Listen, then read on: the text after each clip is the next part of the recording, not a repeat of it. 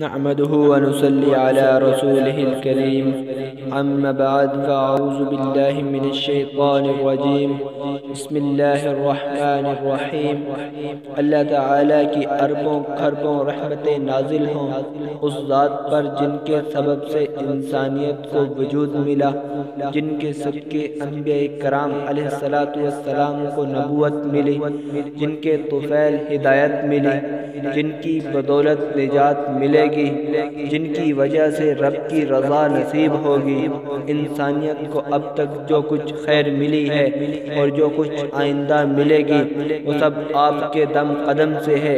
اس لیے نبی کریم صلی اللہ علیہ وسلم کے بہت سے حقوق ہیں۔ امت پر نبی صلی اللہ علیہ وسلم کا پہلا حق یہ ہے کہ آپ صلی اللہ علیہ وسلم پر ایمان لائے۔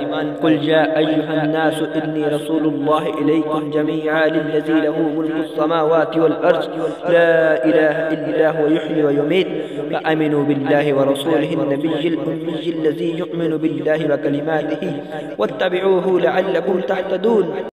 اے میرے محبوب، آپ یہ بات فرما دیں کہ دنیا جہاں میں بسنے والے لوگوں، تم سب کی طرف سے اللہ کا بھیجا ہوا رسول ہوں جس کی بادشاہی تمام آسمانوں اور زمین میں قائم ہے۔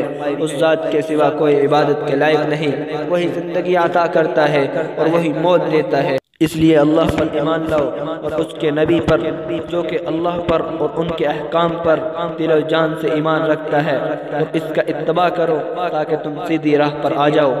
إِنَّا أَرْسَلْنَاكَ شَاهِدًا وَمُبَشِّرًا وَنَذِيرًا لِتُؤْمِنُوا بِاللَّهِ وَرَسُولِهِ۔ یقیناً ہم نے آپ صلی اللہ علیہ وسلم کو گواہی دینے والا، خوشخبریاں دینے والا اور ڈرانے والا بنا کر بھیجا۔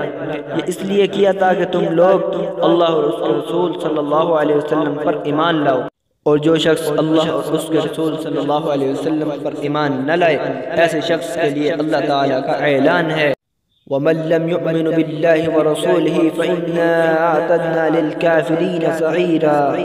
اور جو بدبخت شخص اللہ اور اس کے رسول صلی اللہ علیہ وسلم پر ایمان نہیں لائے گا، ایسے کافروں کے لیے ہم نے دوزخ کی دہکنے والی آگ تیار کر رکھی ہے جس میں ان کو ڈالا جائے گا۔